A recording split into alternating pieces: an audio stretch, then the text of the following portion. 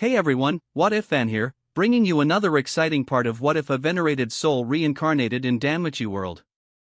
You can find the fanfic title and the original author's name on my Patreon page. Make sure to check it out and show them some love.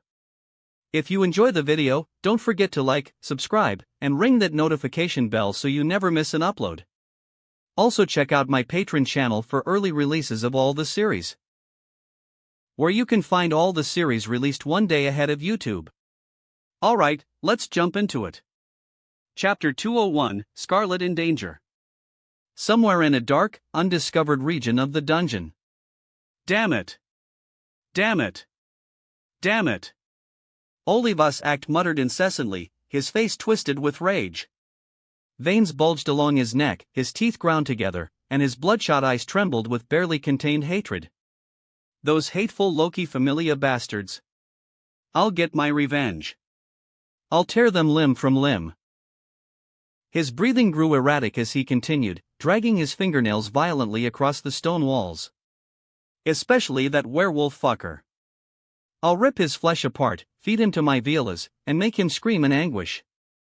From a distance, Rivas watched him silently, her eyes narrowing as she ran a whetstone along the edge of her sword.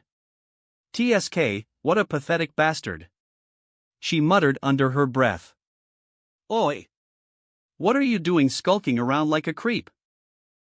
She barked suddenly, her voice sharp and cold. Didn't you have a job to do on the 24th floor? Shut up, you bitch. Olivas snapped his head toward her and roared back. Ha! Rivas' voice dropped into a low, chilling tone, one steeped in raw killing intent. What did you just say? Say that again. The pressure alone made Olivas flinch, his body reacting before his mind could. Damn it! He clenched his fists and lowered his head. Olivas knew better than anyone that Rivas was far stronger than him. Though they were technically comrades, creations born of her will, he also knew her temperament all too well. If he pushed her far enough, she wouldn't hesitate to kill him and devour his magic stone to grow stronger. Acting like you're better than me. You're the one who got caught by those Loki bastards in the first place. Biting back his fury, Olivas turned around and stormed off. You too, you red-haired bitch. Just you wait. Watching him leave, Rivas snorted and spat to the side. For the next 15 minutes, she continued tending to her weapon, a sword she had stolen from an adventurer she personally killed, after her previous one was shattered by Judas in their last clash. It was then that a crystal orb beside her flickered to life. A surveillance item. Images formed across its surface, several figures sprinting through the dungeon. Under normal circumstances, Rivas wouldn't have spared them a second glance. However, that black-haired bastard. Her eyes narrowed dangerously as Judas came into view, alongside the werewolf Olivas clearly held a grudge against, and two female elves. It seems they're heading this way. A slow, menacing grin spread across her face as she rose to her feet. Her sword dragged against the ground, sparks bursting with each step. Arya isn't with them, but it doesn't matter. Her gaze locked onto Judas, burning as if etching his face into her memory. Today will be your death anniversary. With a snarl, she crushed the crystal orb in her palm, shards scattering as her fury boiled over. The 19th through 24th floors are known collectively as the Large Tree Labyrinth. The walls, ground, and ceiling were all composed mostly of wood, giving the eerie impression that one was traversing the interior of a colossal, living tree. These floors contained vast stretches of unexplored territory and were the only known layers of the dungeon to possess such a rich diversity of plant life. The 24th floor alone was said to be at least half the size of Orario, with each successive floor below it being even larger, a fact that often made Judas wonder just how massive the dungeon truly was. No matter how many times I've been here, stepping into the dungeon still feels like I'm entering another world. I remember the Xenos village was somewhere around this area. It was then Judas felt his intuition flare. A sharp, unpleasant sensation crawled up his spine, as though a pair of hostile eyes were fixed on him from within the shadows. What was that? Is someone watching me? He frowned and came to a sudden halt, his gaze sweeping the surroundings. Noticing his stop, the others slowed and turned toward him as well. Hey! What the hell are you doing? Bet barked, his brows knitting together. Judas didn't respond immediately. His eyes continued to scan the area until something faintly reflective caught his attention in the distance. There. He raised his arm and made a grasping motion toward a nearby tree. Using his telekinesis, he tore something free from the bark. The object floated toward his hand, hovering gently before settling into his palm. A magic item? Is it similar to that? As Judas inspected the crystal-like object, he furrowed his brows. His thoughts drifted naturally to the time Fells had attempted to spy on them. I can't feel anything anymore, which means they've already cut off the connection. Bet and the others stepped closer, their expressions filled with confusion. What the hell is that? Bet asked, squinting at the crystal. I think it's a surveillance magic item. I felt someone watching us earlier. Judas replied as he quietly cast a concealment spell over it. Just in case it can still be used to track our location. Turning slightly, he handed the item to Lafia. Hold on to it for now. Ah, why yes. Lafia nodded quickly and tucked the item into her bag. The fact that we found this kind of item in such a remote area of the floor is suspicious. Phyllis spoke with a frown, her gaze lingering where the surveillance item had been found. That's right. It means we're on the right track. And that our suspicions are becoming far more likely. Judas agreed. Then why are we standing around wasting time? Let's move. Bet snarled as he surged ahead. The group quickly resumed their advance. Meanwhile, somewhere on the 24th floor, the situation had spiraled into utter chaos. Explosions rang out in rapid succession, shaking the terrain as shockwaves tore through the area. I can't believe we got separated. Elise muttered, wiping the blood from the corner of her lips as she staggered forward. Alarm bells screamed inside her head. Her instincts flared violently, warning her of imminent danger. But it was already too late. The sickening sound of flesh being torn apart echoed through the air. Blood splattered across the floor. Elise froze, her breath hitching as she looked down. A sword had pierced straight through her chest. Ha ha! What a big catch! To think the scarlet harnel of the Astrea Familia would fall right here. A deranged voice cackled from behind her. Gritting her teeth, Elise slowly turned her head. Oli vas. Act. She muttered weakly before her legs finally gave out, her body collapsing to its knees. His sadistic laughter grated mercilessly against her ears. Is this where I die? Lady Astrea. Lion. Kagaya. Lyra, everyone. Her eyelids grew heavier with each passing second. Judas. To properly understand how things came to this, let's turn back time a little. Chapter 202, Rescue. Hap! Elise shouted as she swung her sword down in a horizontal arc. The Violas in front of her let out a shriek of agony before turning into ash. So these are the plant-like monsters that have been rampaging around the city while we were away? Elise said as she wiped the sweat from her brow. She turned around to see Kagaya and the Hermes Familia fighting as well.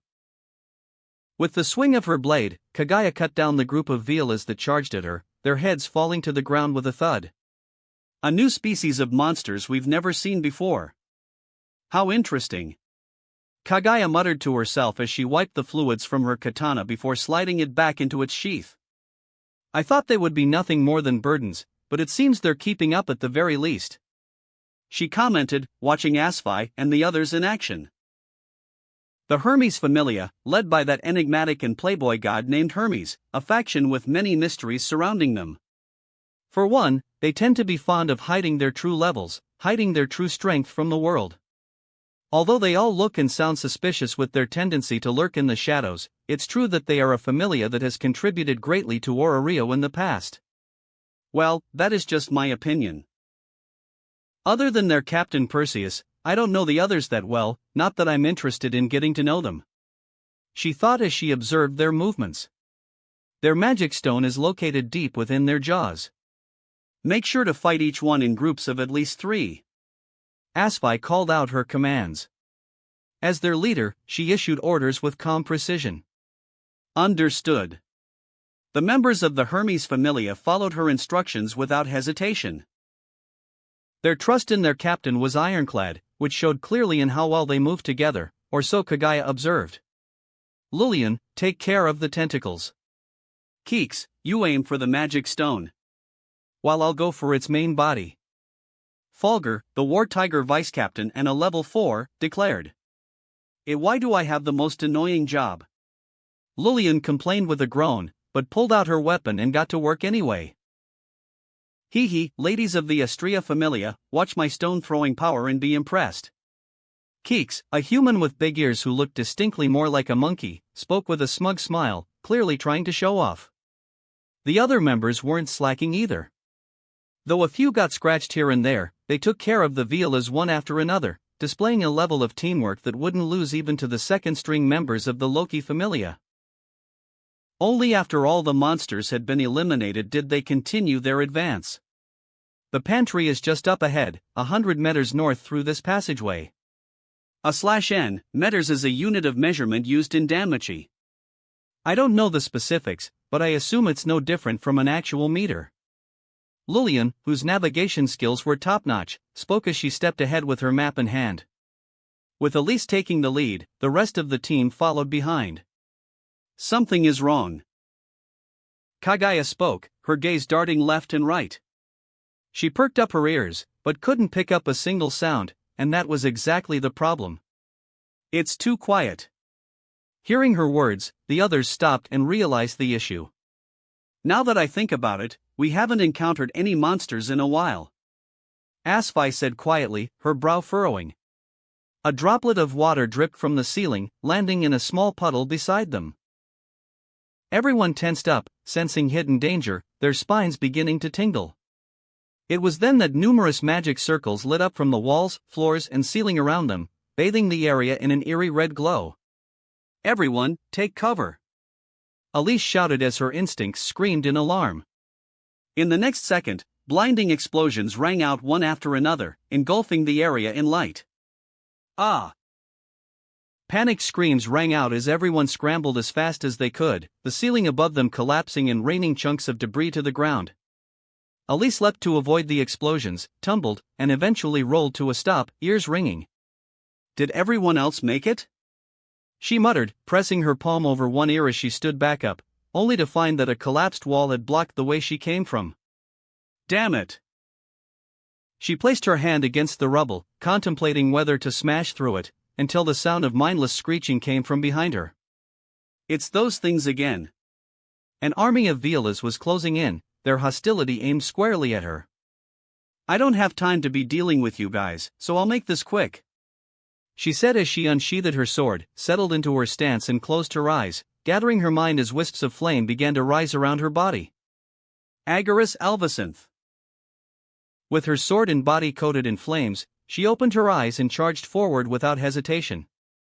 Amidst the storm of fire and brutal slashes, the Violas were eliminated without much trouble. From the shadows, a figure lurked, watching everything unfold. Elise Lovell, to think you are here. Olivas thought as a crooked smile spread across his face, his tongue running over his lips. Back to Judas Group as they made their way toward the pantry on the 24th floor. I sense movement of magic power up ahead, he thought as he closed his eyes. His intuition was warning him that something bad was about to happen somewhere. I'll be going ahead, we'll split up here, Judas said, his voice steady. Hearing this, the others held back their questions and simply nodded. They understood Judas well enough to know that everything he did had a reason, and stopping to explain would only waste time. All right, be careful, Judas. Lafia spoke as she turned toward him. None of them were worried about his safety, knowing full well what he was capable of. Even Philvis, who knew him the least, had understood after seeing him in action that he stood on a level of strength far removed from everyone else in the group. Bet included. Lafia, Philvis, make sure you work together and take this. He spoke as he raised his arm. Physical boost. Strengthening magic. A faint glow surrounded Bet, Lafia, and Philvis. This magic. It feels like I am filled with strength. Philvis thought with wide eyes as she inspected herself. Acceleration. Judas immediately took off in a burst of speed. Elf brats, try to keep up. I won't care if you get left behind. Watching him disappear, Bet led the others in a different direction, guided by the sounds of fighting his ears had already picked up in the distance. Judas moved at high speed, chasing the source of that familiar magic power. This magic. That was definitely Elise. He thought as his figure turned into a blur, smashing through a wall and carving out a passage as he rushed through. After a long sprint, when he finally came upon the scene of Elise collapsed on the ground, bleeding, a gaping hole torn through her chest. A vein throbbed at his temple. His eyes turned cold. Chapter 203, Olivas gets GG'd. Olivas Act, who was about to deal the killing blow, paused when someone appeared in front of him. Ha! Another one that wants to die? Olivas spoke with a grin, feeling in a good mood as he turned his head toward Judas who had just arrived. You seem familiar. He narrowed his eyes, before a glint of realization passed through them. Ah, you must be that super rookie who's been the talk of the town lately. Judas Spade. What a lucky day. Just when I was thinking about how to get my revenge on the Loki Familia, their new golden boy walks right through my doorstep by himself. His grin widened as excitement surged through him. He raised his sword, still drenched in Elise's blood, and pointed it toward Judas. I heard your strength is exceptional despite your low level, but... Just as he was about to continue his villain monologue, Judas' figure flashed and appeared right behind him before he could even react. Alarm bells rang inside Olivas' mind as Judas scooped Elise up in a princess carry. What? How did he get behind me? I didn't even see him move. The moment he turned his head, Judas' figure flashed again and reappeared in the same spot he had stood before. Elise, you all right? Judas spoke quietly as Elise fluttered her eyelids open. Ah ha ha. I didn't think I'd end up falling into such a cheesy trope, becoming the damsel in distress, she said with a weak voice. Judas could feel her breath growing faint by the second. Don't worry, everything is fine now. Because I am here, he said as he set her down gently before casting his most powerful healing spell. Miracle Heal. A soft green light enveloped Elise, illuminating the area around them. Judas watched as her injuries closed rapidly, even the hole in her chest sealed shut within seconds. You saved me again, thank you. Elise spoke with a relieved smile. Watching this unfold, Olivas, who felt like he was being completely ignored, gritted his teeth. Getting all lovey-dovey right in front of me? How dare they? He clenched his fist until his knuckles turned white. Such arrogance from fools who rely on the power of the gods. He tensed his legs and leapt forward, ready to strike. I will cut you down right here. In response, Judas, who was still crouched down with his back turned, nearly gave Olivas a side glance. Energy Blade. A purple blade of energy extended from his right hand and blocked the incoming strike. Cracks spread across the ground beneath them, yet Judas didn't move a single inch. He turned his gaze up at Olivas with cold eyes, killing intent pouring out like a tidal wave. What? Beads of sweat rolled down Olivas' face. His hands trembled and a shiver ran down his spine. Being hit with Judas' killing intent at point-blank range had frozen him in place. This kid, who is he? It had been a long time since Olivas had felt genuine terror like this. There were only two individuals who had ever drawn out such an emotion from him. One was her, from before he had been turned into a creature. And the other. He pictured the silhouette of that particular person in his mind. Just recalling the presence he exuded was enough to make him tremble. Swoosh. Judas swung once, and Olivas found himself split in two at the midsection. Arg! He barely had time to grunt before a hand seized his head and drove it into the wall. A violent tremor shook the area as a massive crater formed where Olivas was slammed into. His head buried in the stone, his bisected body hanging limply from it. Just like that, an executive of Evolus who had terrorized Orario since the Dark Age was taken down without much effort. Judas stared at his own hands, feeling the immense strength coursing through him. With his various buffs on top of the penitent executioner skill boosting him further, it was only natural that Olivas, whose strength sat around high-grade level 5, stood no chance against him. He dusted off his hands and walked back over to Elise to help her to her feet. "Wow, you really handled that so quickly. And you even said something corny like I am here. What was that? Were you trying to be some kind of storybook hero?" Elise said with a smile as Judas propped her up against his shoulder. "And another thing, that look on your face when you showed up and saw me like that.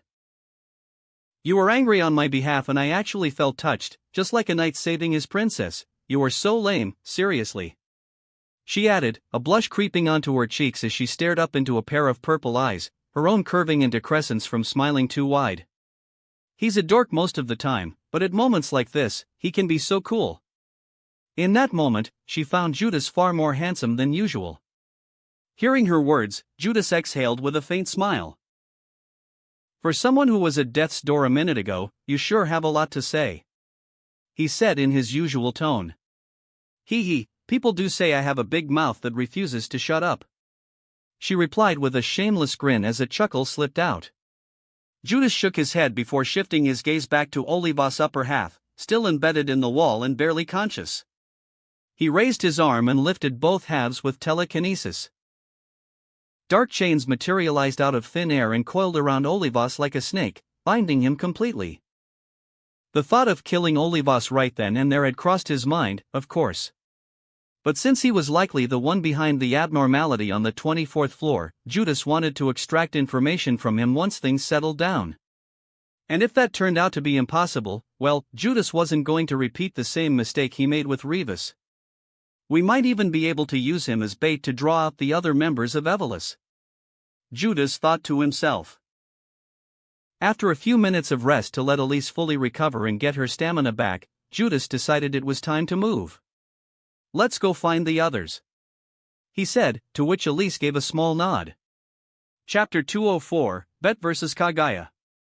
Loud, high-pitched screeches echoed through the area as Violas continued to appear in hordes, attacking any intruder they came across. Kaguya appeared in front of them with katana in hand and cut them down in a single sweep. "Thank you," Ilali, a female dwarf with a muscular build, said as she tended to the injury on her shoulder. Kaguya said nothing and surveyed the situation with a sweep of her gaze. Thanks to the explosion earlier, several members of the Hermes Familia who hadn't managed to escape in time were caught up in the blasts and left injured. The healers were tending to them while the others held off any monsters that drew too close. "Hey, thief. Tell us the location of the pantry," she said to Lilian, who was scrambling with the map in her hands. Hearing Kaguya call for her, Lilian visibly flinched. "It's that way, straight ahead, at the end of this tunnel. We should be able to get there in no time," Lilian replied, raising her arm to point in a certain direction. "Anyone who can still move, come with me. If you're just going to slow me down and become a burden, go back. I came here to fulfill the mission assigned to me, not to babysit. If you can't keep up, I'll leave you behind," Kaguya said, her gaze sweeping over everyone present. Her words were harsh, but everyone here knew what kind of person Kaguya, also known as Yamato Rindu, was. This was her own way of looking out for them. If you filtered out the harshness in her words, the true meaning behind them was simple. Don't push yourself if you're hurt. Your life is worth more than this mission. Though they understood this, everyone couldn't help but feel a fire ignite behind their eyes. The desire to prove her wrong had been lit. After all, nobody liked being looked down upon. "What are you saying? We're good to go. Throw as many monsters at us as you want, we'll take care of every last one," Keeks said with a confident grin. "Did you think these muscles are just for show? Yamato Rindu, I'll show you exactly what I'm made of," Ilali said with a smile, flexing her arm for emphasis. "Yamato Rindu, do you really think we'd turn tail and run just because you said so?" Fulgur said with folded arms, planting himself in a wide stance. Watching everyone fire themselves up one after another, Asfi let out a quiet sigh and smiled to herself. It seemed like everyone's morale had been fully restored. Kaguya, are we heading to the pantry right away? What about Elise? Don't we need to wait for her? Asfi questioned as she walked up to her. We'll meet at the pantry eventually. Waiting around wastes time. You should know by now, just from that explosion trap earlier, that this mission is far more dangerous than we anticipated. There is definitely a mastermind behind all of this. Sitting around like ducks will only put us at risk. Hearing this, Asfi nodded. Kaguya and the Hermes Familia pressed forward, cutting down any monsters that stood in their way as they made their advance toward the pantry. Everyone stop. Asfi raised her hand sharply. She narrowed her eyes at the light visible at the end of the passageway. That must be the pantry. She turned back toward the party. We should prepare while we still can. Nelly, Dodone, distribute potions to everyone. Recover as much stamina as you can. My intuition is telling me there's a difficult battle ahead. Everyone nodded. Even the usually stubborn Kaguya respected Asfi's words without protest. We've finally reached our destination. A Hermes Familia member muttered. After everyone finished preparing. Let's go. They marched forward, fully aware of the dangers waiting ahead. Monsters up ahead. Lilian spoke up when she spotted more Violas closing in from down the path. Everyone, prepare for combat. Asfi called out the order. At the front, Kaguya began unsheathing her katana, poised to strike.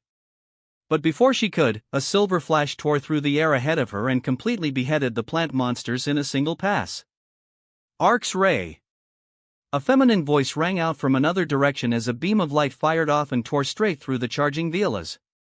Kaguya frowned at the newcomers who had appeared out of nowhere. Her gaze landed on one figure in particular. And her expression shifted from neutral to cold. What are you looking at, Far Eastern woman? Bet scowled and fixed his glare in Kaguya's direction. Vannergand, what an unpleasant surprise. Kaguya's tone was neither warm nor cold, but the chill in her eyes said everything. Ha? You picking a fight with me? Bet stomped toward her, baring his fangs. How foul, trying to bully a lady. No grace whatsoever, as expected of a mutt who barks a lot. And your breath, it stinks. When was the last time you brushed your teeth? Kaguya said as she covered her nose, waving her hand as if trying to dispel a rancid smell. The two glared at each other, practically radiating hostility. Asfi pressed her palm to her forehead. Of all the people we could have run into, it had to be Vannergand from the Loki Familia. She could already feel a headache coming on. Yikes. I heard those two don't get along at all. Didn't think it was actually this bad. Lilian said, her palms growing sweaty. Yeah, they've got more or less the same foul-mouthed personalities. Whenever they cross paths, they're at each other's throats within seconds, kind of like Goddess Loki and Goddess Hestia. Fulgur commented with folded arms. TSK. I don't have time for this. Bet clicked his tongue and turned away. Get in my way and I'll kill you. He threw the words over his shoulder with a glare and sprinted ahead. Lafia watched with an awkward smile. I'm sorry for his behavior, she said with a small bow before hurrying after him. Kaguya said nothing and walked forward, the pantry of the 24th floor finally coming into view. What the hell is that? Lilian exclaimed with wide eyes at the sight of a giant plant monster coiled around a tall pillar at the center of the pantry, far larger than any Viola they had encountered up to this point. Violas and then Viscum, so it wasn't a coincidence. The new monster species that attacked the Northern District 2 weeks ago, it's connected to whatever is happening on this floor. Asfi muttered, adjusting her glasses as her gaze swept over the area. A cage? And is that a monster inside? Look over there. Lilian pointed with her index finger.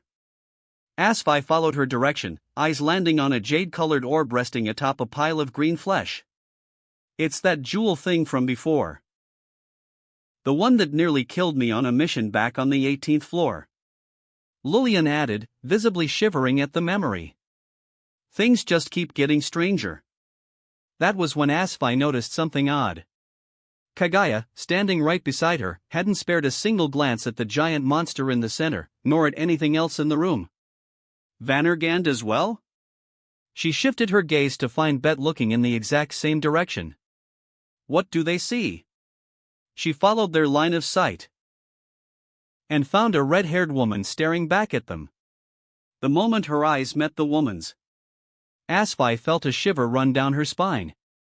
Chapter 205, Vannergand and Yamato Rindu vs. Rivas. A figure suddenly crashed down in front of them, sending clouds of dust billowing outward as a small crater formed beneath her feet. That one is strong, Kagaya muttered with a serious expression. She could tell at a glance that this unknown person was on a level far above her own. It's you. That red-haired bitch who escaped. Bet growled, shooting a glare in her direction. Captain. That's her. The scary woman who caused the incident on the 18th floor. Lillian shouted as she ducked behind her captain, the memories from that day flooding back all at once. So, this is the Rivas from the report you mentioned. Asfi spoke quietly, a bead of sweat trailing down her face. So many intruders made it this far, what the hell has Olivas been doing? Useless. Rivas muttered under her breath as her gaze swept across everyone present. The look in her eyes wasn't that of someone looking at people, it was the look of someone sizing up cattle. He's not here? Unable to find the person she was looking for, Rivas let her hostility bleed out into the air around her. Those with weaker wills unconsciously took a step back, beads of sweat forming on their faces. I suppose I'll have to make do with the appetizers before the main course. If his companions are reduced to nothing more than corpses, he'll come running here on his own, right? She added, her gaze settling on Bet and Lafia as her grip tightened around her sword. Most people present had no idea what she meant. But a handful. Bet, Lafia, Lillian, Fulgur and Asfi, the only ones with any knowledge of what had happened, understood immediately that Rivas was talking about Judas. She wants revenge against him. Lafia raised her staff, her expression hardening. She had heard that Rivas was a close combat fighter on par with Finn and Gareth. How dare you? Calling me an appetizer, you'll pay for that. Bet's face twisted with rage as he charged forward, blades already drawn. Bet. Wait. Lafia called out, but it was too late. Bet had already closed the distance. Faced with the attack of a first-class adventurer, Rivas merely snorted and parried his swords without effort. Sparks flew upon impact. Just from the first exchange, Bet already found himself at a disadvantage. But he quickly repositioned and executed another slash, however. Slow. Rivas moved faster, her right arm flickering out like a viper. Sure dash. A punch to the midsection sent him flying before the curse had even fully left his mouth. No way. Vannergand got sent flying that easily?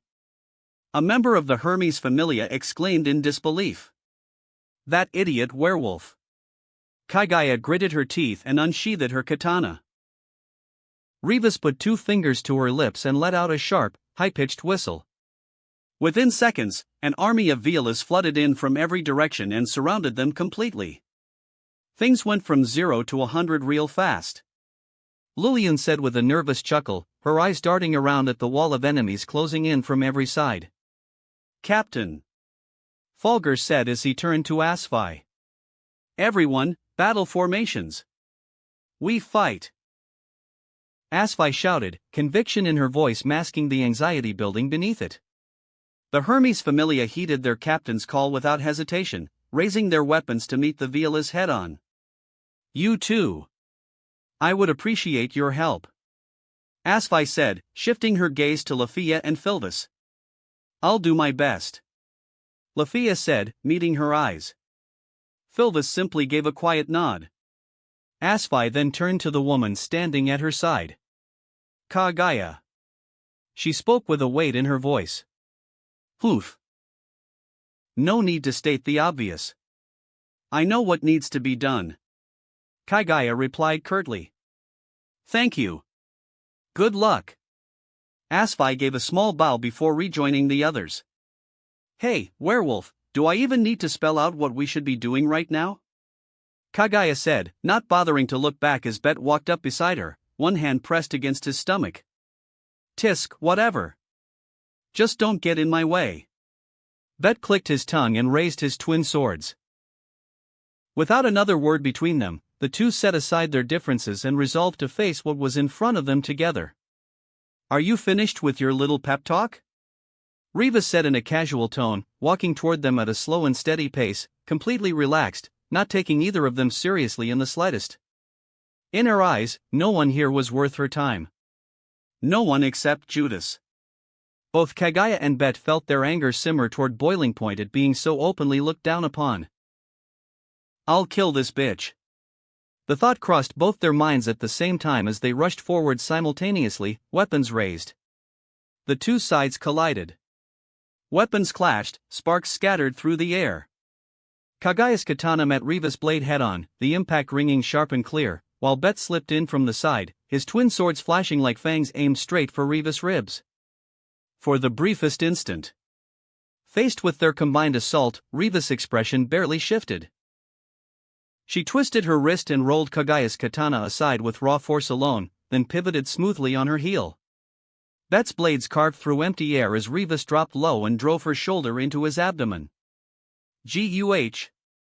Bet skidded backward, boots carving trenches into the stone floor as he barely managed to stay on his feet. She's fast. Kaguya snapped. Revis didn't give them a moment to breathe. She pressed forward again, her movements brutal and efficient, every strike aimed to kill. Kaguya barely managed to parry, her arms rattling violently from the impact as her fingers went numb. Then Reva's sword came down in a crushing overhead slash. Kaguya crossed her blade just in time. Boom! The ground shattered beneath her feet. Cracks spiderwebbed outward as Kaguya was driven to one knee, blood trickling from the corner of her mouth. Damn it! Before Revis could follow through, Bet lunged back in with his teeth bared. Don't ignore me, you freak! Wind howled around his blades as he unleashed a flurry of slashes, silver arcs tearing through the air in rapid succession. Revis clicked her tongue and kicked off the ground, vaulting backward as the strikes tore apart the stone where she had just stood. What are you doing down on one knee over there? You done already? Bet's mocking words reached Kaguya's ears. Shut up, just hearing your voice is annoying. Kaguya spat the blood from her mouth and pushed herself back to her feet. That strength, she has to be at least high-grade level 6. From that brief exchange alone, Kaguya estimated the enemy's strength. This is going to be harder than I thought. Her eyes narrowed as her gaze drifted to Reva's features. That red hair, those eyes. The more she looked, the more it stood out. What a coincidence, she has the exact same hair and eye color as Elise. Of course, that was not relevant. The woman in front of her was an enemy that needed to be put down, nothing more. Standing side by side with Bet, Kaguya steadied herself as Revis came charging toward them again, eyes filled with the intent to kill. Chapter 206, Brutality. Just a reminder, that bitch over there is as tough as a dwarf on enhancement drugs. So don't even bother having a contest of strength and endurance with her, and she has an annoying regeneration ability on top of that, so watch out. Bet warned with a grave expression. Would have been nice to know that earlier, you mutt. Kaguya replied as she wiped the blood from her nose. I'm telling you now, aren't I? Quit complaining. Bet barked back as the two of them sprang into action. While Bet and Kaguya clashed against Revis, the situation on Asfi's end was less dire, but far from easy. There's so many of them. Asfi wiped the sweat from her brow as she soared across the battlefield on Teleria, splitting her attention between providing support and issuing commands wherever they were needed. Teleria is a pair of winged sandals of Asfi's own creation. Each sandal bears 2 wings for a total of 4, granting her flight upon calling its name. Her speed in the air scales directly with her status. Burst oil. She hurled special liquid bombs, another magic item of her own making. into the encroaching monsters, sending explosions rippling across the battlefield. Every magic item at her disposal was now being put to use, pushing her combat output beyond even Fulgur, the only other level 4 present among them. With her familia members' lives on the line, Asfi was no longer holding anything back. As one of the few people in Orario who possessed the mystery development ability, creating such things came naturally to her. The very reason she had earned the title of Perseus. A renowned figure in the city, despite being publicly known as only a level 2. As she kept watch over the battlefield, a pair of figures caught her eye. Thank goodness we have Thousand Elf and Banshee with us, without them things would have gotten very ugly very fast. Even so, Asfi could feel the mental exhaustion wearing her down from tracking every corner of the fight at once. She was running on pure adrenaline at this point. Just having 2 level 3s with them had taken a considerable weight off the overall situation. She glanced in their direction. Lafia was weaving through the chaos, moving and dodging while keeping her chant going without missing a single beat. Proud warrior, snipers of the forest. Take up your bows before the advancing plunderers. Answer the call of your brethren and ready your arrows. Her concurrent chanting couldn't quite match the likes of Ryu or Riveria. But the sheer volume of magic power she was putting out was enough to draw the eyes of everyone on the battlefield. And that was precisely the problem. The Velas had caught on to the flow of her magic power and were beginning to shift their hostility toward her. Everyone, provide cover for Thousand Elf. She is the key to turning this entire situation around. Asfi snapped the command the moment she noticed the shift. The others acknowledged immediately and regrouped around Lafia. What the hell, this much magic power, she's a monster. Lillian muttered, a bead of sweat rolling down her face as she felt the intense magical pressure radiating off Lafia. That's not surprising. Lafia is from the Forest of Wish, a place known for producing elves with the highest magical power amongst our kin. Philvis said from beside her, sparing a brief glance toward the amber-haired elf. Lafia noticed the others gathering around her, gave a small nod of acknowledgement, and pressed on with her chant. Tinge them with flame, the lamplight of the forest. Release them, the fire arrows of the fairies. Falling like rain, burn away the savages. Fusillade Phalarica. The moment those words left her lips, dozens of beams of fire erupted all at once. Explosion after explosion tore through the room, annihilating entire groups of Velas and reducing them to ash. Push forward. Use the opening Thousand Elf has given us and sweep them out. The Hermes Familia needed no further encouragement. They charged ahead with weapons raised, pouring every skill, spell and magic sword they had been holding in reserve into the advance. That's it, we can do this. Asfi muttered, feeling the tide finally beginning to shift in their favor. Rivas, occupied with Kagaya and Bet, glanced back at the state of the battlefield. These damn adventurers, so annoyingly persistent. She clicked her tongue. Vis come. Go. She pointed toward Asfi and the others. The giant plant monster that had been lurking at the back of the room finally lurched into motion. Every head turned upward. Every pupil shrank. Everyone move. Don't get crushed. Asfi's voice cracked with urgency. Fulgur grabbed the 2 Palum members nearest to him and bolted. Lillian sprinted with everything she had, her face white with panic. Lafia and Philvis ran back together. But not everyone made it in time. Keeks. Asfi's voice had gone hoarse from shouting. She watched as Keeks shoved a badly injured Familia member clear of the monster's path, and in doing so, sealed his own fate. Take care of yourselves, Captain, everyone. Those were his last words before the Viscom came down on him. Keeks. Golmuth, the man Keeks had just pushed to safety, screamed with wide, hollow eyes. A heavy stillness fell over those who witnessed it. Expressions turned solemn. Some couldn't hold back their tears. The Viscom let out a low rumbling roar and continued its rampage. Rivas let out a satisfied hum and turned her attention back to Bet and Kagaya, both of them visibly panting and drenched in blood. Then 5 magic slashes tore through the air at once as Kagaya emerged from behind and unleashed Goku, a bloodline magic ability of the Goju family.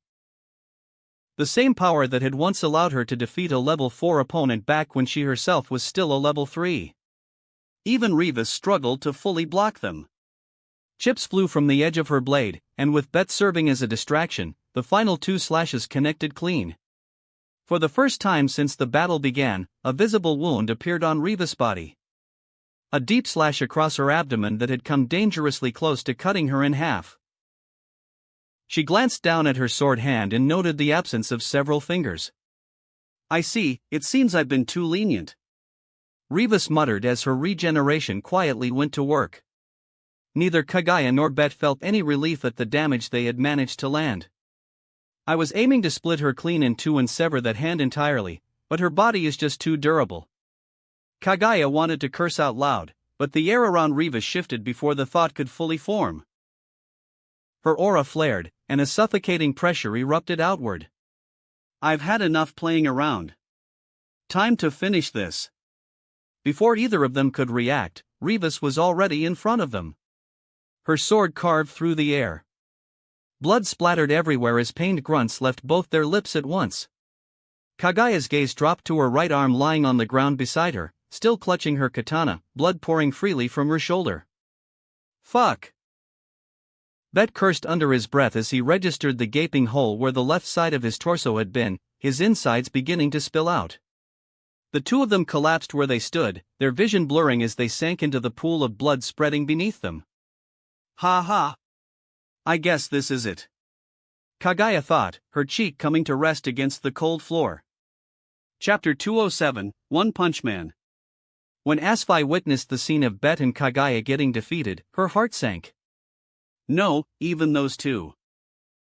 She shifted her gaze back to her familia, who were fighting the Violas and the Viscom with everything they had. In that time, 2 more members had fallen. The dwarven woman named Eulalie, and Jose, a beast human. There was no time to grieve. The monsters kept swarming them without pause. They were barely holding on, and she knew that eventually, they would hit their limits. Then the word crept into her mind. Retreat. That meant leaving both Kagaya and Bet behind to preserve the lives of everyone else.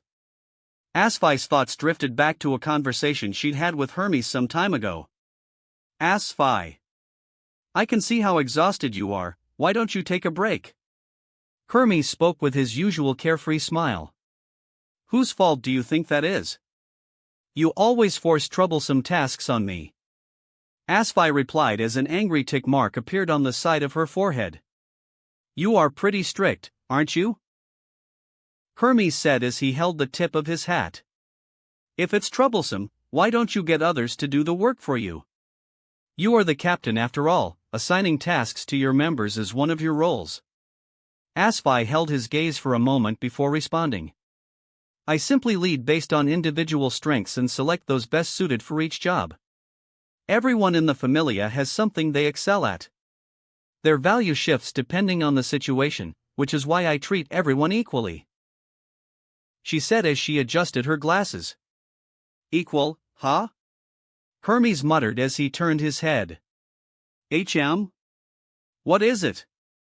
Asfi asked with a raised brow. "Asfi, do you really believe that all lives hold the same value?" Hermes questioned her with an uncharacteristically serious expression. She remembered that at the time, she had been unable to answer. Because her answer had already been clear. There is no way their lives hold more value than all of ours. Asfi thought as she clenched her fist. "Everyone, listen to me," she called out. They naturally looked in her direction, awaiting her command. Even Lafia and Philvis paused briefly to hear what she had to say. They had long since acknowledged Asfi as a capable commander. "We." For some reason, her words died in her throat the moment she looked into Lafia's eager eyes, like a child waiting to be told what to do. A sudden wave of guilt welled up inside her. "No matter how many times I face a situation like this, I still can't get used to it, huh?" But her sense of duty pushed through. She clenched her hands so tightly that blood began to drip from between her fingers. She opened her mouth, the word retreat sitting right on the tip of her tongue. Arvelia. A feminine voice rang out and cut through everything. A burst of flames erupted and annihilated every monster in its path. Even the Viscum lurched as a hole was torn clean through its body before it toppled to the ground with a heavy thud. The area filled with orange light as the flames rose, and through the glow a figure appeared, red hair swaying in the heated air as the last of the explosions faded around her. Sorry for being late. That bright, familiar smile. The room erupted. Scarlet Harnell. She's here. Thank goodness. As if a beacon of hope had appeared before them. However, contrary to everyone else, Asfi wore a difficult expression. No. It's not enough.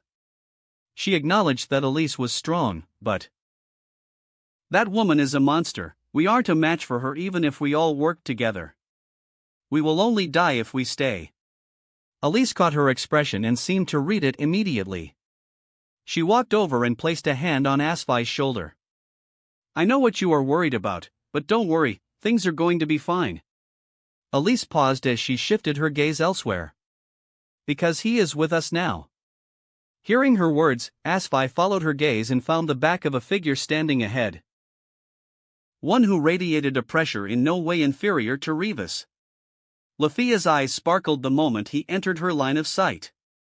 He's here. An even greater beacon of hope. Is that Judas Spade? The captain of the Hermes Familia widened her eyes. The very person her god Hermes had labeled as the next hero. She wasn't personally familiar with him, but she had read Lillian's report from the incident on the 18th floor and gone through every investigation about him that Hermes had quietly tasked her with. Because of that, she knew what kind of person he was and what he was capable of. Through her blurring vision, Kaguya could make out the hazy silhouette of Revis approaching, sword raised. Just as she swung down to finish her off, a wall of earth erupted between them, forcing Revis to leap back. This magic. Revis felt a sense of déjà vu as Judas stepped into view, placing himself between her and the collapsed bodies of Bet and Kaguya. So you are finally here. She spoke with a malicious grin. To think the revenge she had been seeking would come this soon. Judas ignored her, his gaze dropping to the state Bet and Kaguya were in. Both critical. If he didn't act soon, they would bleed out. Where do you think you're looking? Revis didn't waste any more time and charged, swinging her sword straight for his neck. Die. Her voice rang off the dungeon walls like a declaration to everyone present. Wrath of the Celestial Titan. Blue lightning coiled around Judas' fist. Before Revis could even react, his figure blurred and he surged forward. The silhouette of a great beast materialized behind him, amplifying his presence and bearing down on everything around him with a pressure that drew sweat from Revis' skin. The lightning condensed further, compressing, tightening, blazing with blinding intensity. The sound of thunder rumbled not from above, but from Judas himself. Shit! Revis understood in an instant that what was behind that fist was beyond anything she could handle. But there was no time left to dodge. No time to block. The impact was devastating. Thunder rang through the ears of everyone present as Revis was launched off her feet and sent crashing into the dungeon wall on the far end of the pantry. A shockwave tore outward from the point of impact, shaking the entire room as a human-shaped crater formed in the wall where she crash-landed. Chapter 208, The Apple of Kaguya's Eyes. When Asfi and the others witnessed the scene, their jaws couldn't help but drop. The terrifying Revis. A high-grade level 6 who had defeated 2 first-class adventurers with ease and nearly gotten all of them killed, had been dealt with just like that. What the? There were very few individuals in the world who possessed this kind of strength. No way. Level 7? Asfi was the one to say it, though the words came out in an absent-minded murmur. Nobody spoke up to refute her. Of course, Judas knew that this surge in strength came from his penitent executioner skill. Back when he was only a level 2, on top of all of his strengthening magic already giving him a massive boost in combat power, activating that skill had temporarily pushed him into the realm of level 6. Now that he was a level 3, temporarily reaching level 7 strength was not out of the question. Which was why Rivas had been so completely overpowered when they clashed just now. It was only natural. Judas briefly stared at the crater Rivas was buried in before turning around, crouching down and picking up Kagaya's severed arm from the ground. The healers from the Hermes Familia had already begun bringing out their potions for Bet and Kagaya. When Judas approached, Kagaya lifted her head and gave a weak smile. "I guess that rematch of ours will have to wait." Her voice was barely above a whisper, but the sharpness behind her words hadn't dulled in the slightest. "Hey! I'm going to get you both fixed up. Don't worry," Judas said as his gaze shifted to Bet. Compared to Kagaya, his condition was far worse, and it was no surprise that he had already lost consciousness.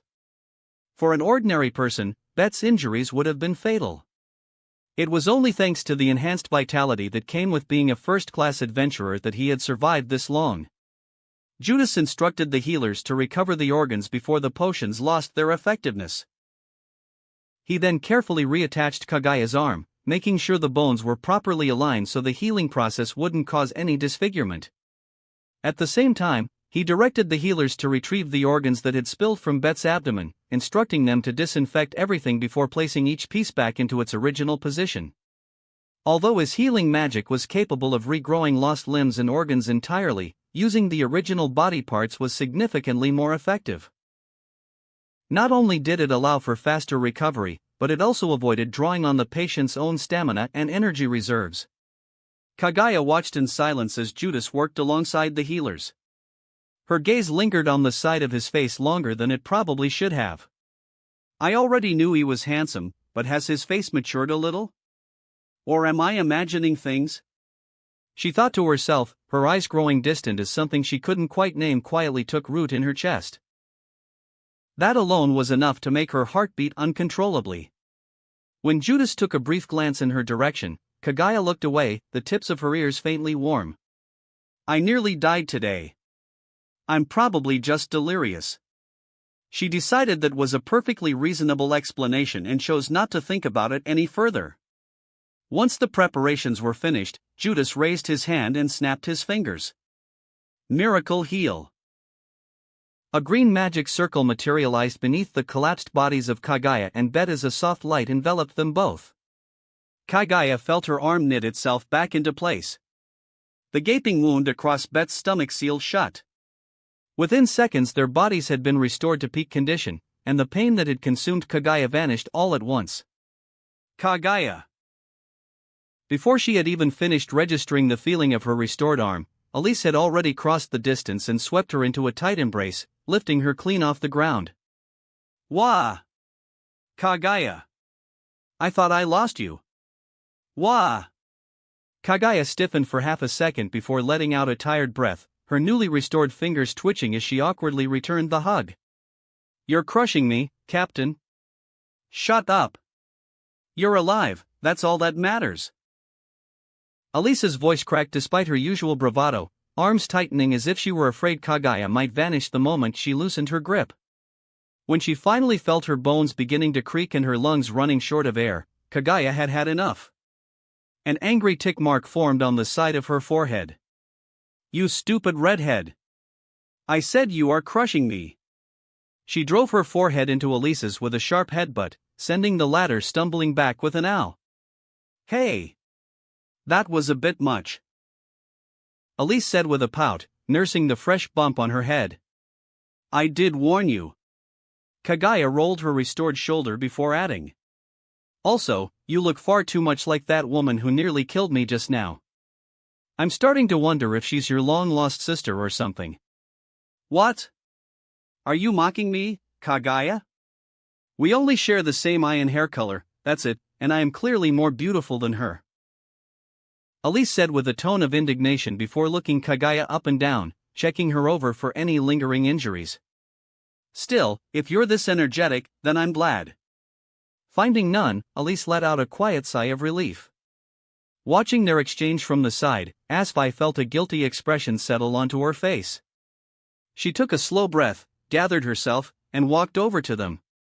"I am sorry," she said as she bowed her head.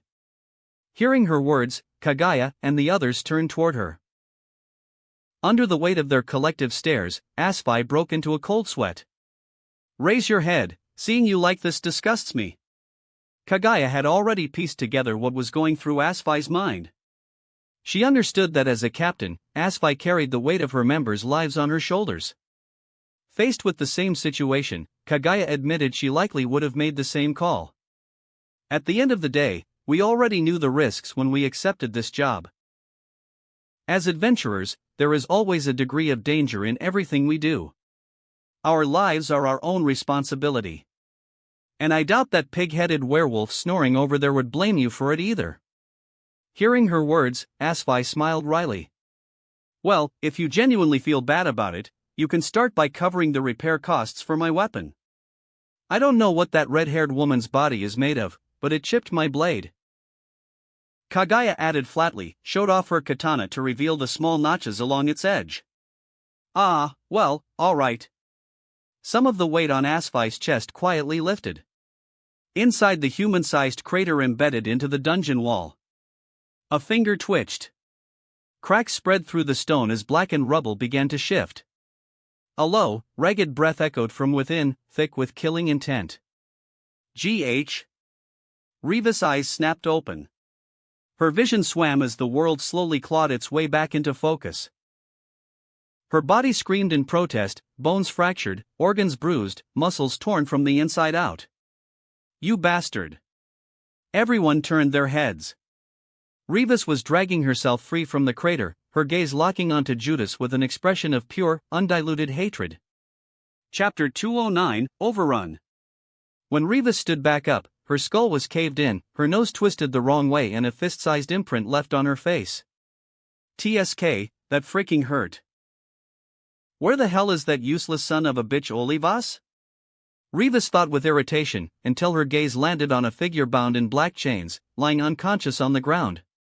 Shit, he actually got caught. Her face twisted further as she spat to the side, a couple of teeth flying out and clattering against the floor. She raised her hand, grabbed her broken nose and forced it back into place. A sickening crunch rang out.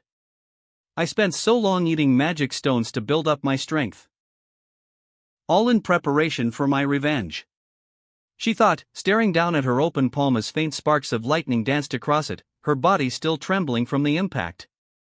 But what the hell was that ungodly strength? The question screamed inside her head as her regeneration quietly went to work.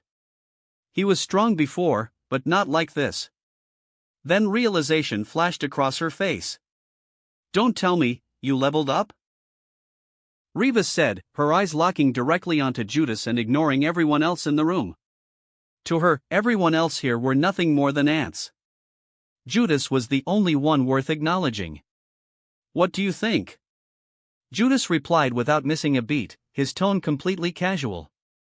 The moment she registered his tone, that same indifferent air she used when looking down on others turned back on her, her face twisted with anger and humiliation. Ever since this boy had appeared in her life, nothing had gone her way. Don't fucking underestimate me.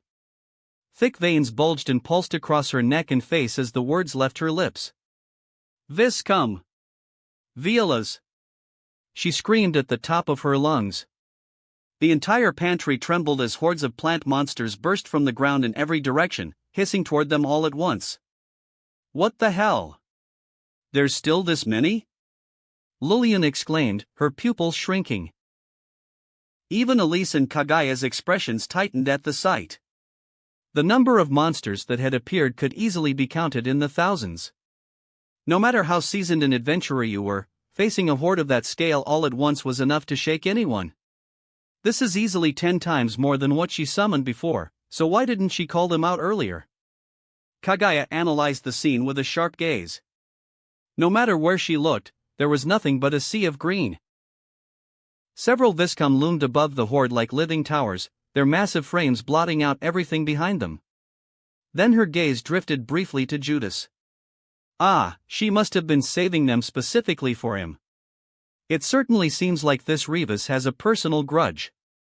Asfi reacted quickly, turning to her members. Everyone, make sure that Jewel stays secured with us. It's almost certainly the center of this whole incident. Lillian held the jewel fetus in both hands, her face already pale. Ugh, why do I have to be the one holding this cursed thing? Here, give it to me. It'll be safer with me. Elise said, and Lillian handed it over without a moment's hesitation, her expression practically radiating relief. Is that a fetus inside? Elise thought with a frown, staring at it for a moment before wrapping it in cloth and tucking it into her bag. Judas Spade. Rivas spoke again, her voice surprisingly calm this time. I know you are strong. In my current state, there is probably nothing I can do against you directly. However, I wonder if you can fight while keeping everyone here alive at the same time. I squeezed an entire factory dry just to prepare for this day, so how will you respond to this, you bastard? She fixed him with an arrogant stare, as if daring him to make a move. Judas didn't respond. In fact, he wasn't even looking at her. 500, 1,000. 1,500. He was counting under his breath, his gaze moving steadily from left to right across the horde. 2,000, 2,500. 3,000, 3,500. 6617, exactly 6617. Rivas felt her mouth twitch. You really know exactly how to get on my nerves, don't you? And do you honestly think that just because you know how many there are means you can stop them? She fixed him with a cold glare that could bore a hole through stone, raised both arms and roared. Vielas! Vis come! Kill them all! At her command, the thousands of monsters surrounding them stirred and charged simultaneously. The ground shook violently beneath their feet, the combined weight of the horde sending tremors through the floor as the sea of green surged inward from every direction. They're coming! This is impossible! Members of the Hermes familia cried out in panic, sweat pouring down their faces. Don't get separated or you'll get crushed! Fulgur bellowed. A monster horde of over 6,000. Asvi's thoughts raced as her eyes swept the room. We've burned through nearly all of our weapons, our stamina, and most of our potions getting to this point. We can't break through this on our own. Which means we're going to have to rely on them, especially him. She gritted her teeth and braced herself, her gaze settling briefly on Judas. Judas, what do we do? Even Elise, a first-class adventurer, couldn't hold her composure as she turned to look at him. He stood at the front, completely still. Naturally, everyone else turned to him as well, as if waiting for him to say something. Kagaya and Asvi, who had been acting as commanders until now, were no exception. There was no other reason for it than the fact that this situation had devolved into something far beyond any of their capabilities to handle. Faced with their gazes, each one looking at him as if he were their only remaining hope, Judas knew he had to answer them. Do you guys want to watch a good show? That was all he said before raising his arm. A magic circle materialized above them, rotating slowly as it drew in the surrounding magic power. From its center, a cluster of light the size of a basketball took shape, a star polyhedron, sharp and radiant, illuminating the entire pantry in a brilliant glow. Every eye in the room was drawn to it without exception. What amazing magic power!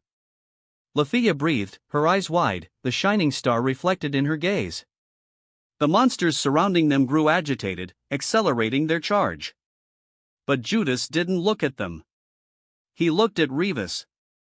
And Rivas glared back. Star magic, million lasers. The moment the name of the spell left his lips, the magic circle above them flared. Chapter 210, Awaken Olivas. The star-shaped polyhedron began to rotate faster, its edges glowing brighter with each passing second as countless smaller sigils unfolded from its surface like petals of light. W8, what kind of magic is that? Lillian screamed, instinctively ducking as the air itself began to vibrate.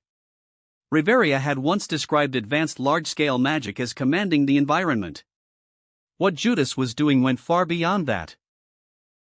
Magic pressure flooded the area so densely that even seasoned adventurers felt their breathing grow heavy, as if the air itself had thickened. The star exploded outward. Thousands upon thousands of razor-thin beams erupted in every direction, branching like a constellation come to life. Light rained down.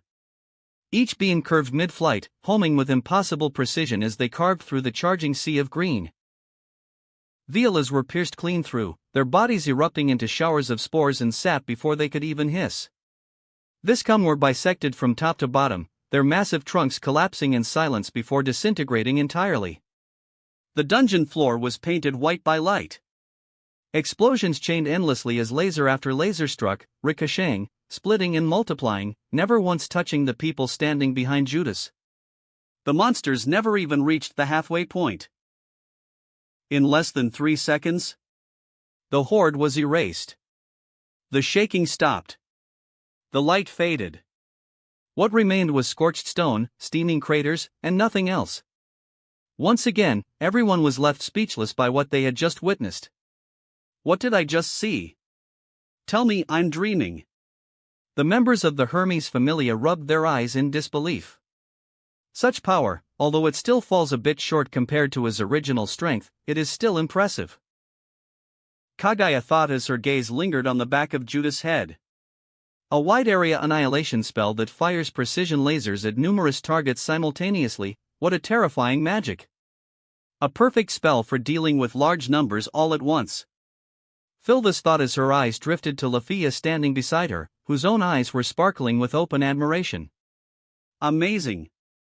Lafia muttered, almost to herself. Even Rivas took a step back, a bead of sweat dripping from her chin. What the? They were wiped out just like that. She looked around frantically, searching for any survivors among the horde, and found none. It can't be, this wasn't supposed to happen. In her mind, Rivas had planned everything out carefully. From their previous encounter, she already knew that killing Judas, let alone defeating him, was going to be near impossible on her own. That earlier charge had been nothing more than her bloodlust getting the better of her. Her real plan was the army. The largest force she had ever commanded, deployed to wear Judas down layer by layer. Between the sheer number of monsters and the added burden of keeping the weaklings around him alive, she had intended to wait, to strike the moment his concentration slipped and his mind reserves ran dry after dealing with the horde. His real strength lies in his magic. Take that away and he's done. No matter how monstrous he is, he can't have an infinite supply of magic power. That was what she had believed. But now, he still has more in reserve. Rivas clenched her fist until her knuckles turned white. What she didn't know when she created this plan was that Judas had leveled up since their last encounter, expanding his pool of magic power considerably. On top of that, his development ability, Spirit Healing, slowly refilled his reserves over time, supplemented further by his EX rank MAG stat. The rank of the development ability was low and the recovery wasn't too game-changing, but it was enough to guarantee that in terms of total magic power and regeneration, Judas sat only slightly below Riveria. Though, that spell alone consumed over 30% of my mind pool. It is a short activation spell, but its consumption is no different from a long one. Judas assessed himself quietly, feeling, Spirit Healing, already beginning to chip away at the deficit. About 10 to 15% faster than usual. He lifted his gaze to Rivas. I suppose it's about time I finished this. Just as he took a step forward, his instincts suddenly screamed danger. A blur tore past Elise, Kaguya and the others, moving so fast that none of them could even process it. Energy blade. Judas spun around to find a figure had already closed the distance. SPLRK. The sound of flesh being torn apart. Judas! Elise and Kaguya's voices rang out simultaneously. Judas coughed up a mouthful of blood as a hand punched clean through his chest. At the same moment, his energy blade found its mark, driving straight through the attacker's throat. So fast. I could barely react. His arms moved on instinct. He decapitated the head from the attacker's body and in the same motion severed the arm embedded in his chest. But the attacker grinned. He grabbed his own severed head and reattached it without hesitation, then drove a powerful downward punch straight toward Judas. Judas threw himself clear as a deafening crash shook the ground where he had just been standing. Judas! Lafia's face had gone completely pale. Everything had happened so fast that it was only now that the people around them were catching up to what had just taken place. Elise and Kagaya moved immediately, planting themselves in front of Judas with swords raised. "Judas, are you all right?" Elise asked, her eyes fixed on the enemy. "Yeah. I can manage." Kneeling on the ground, Judas pressed a hand to his chest, the taste of iron heavy on his tongue as he began healing himself. As the dust settled, the face of the attacker came into full view. "Olivas? How?" Asfai exclaimed, her expression wide with shock. He, this strength, this power, ha ha ha, it's so addicting. Ha ha ha ha." Olivas burst into uncontrollable laughter, his expression twisted with madness as he clawed at his own face, fingernails digging into flesh and tearing bloody grooves across his skin. "He's lost his mind," Kagaya muttered with a frown.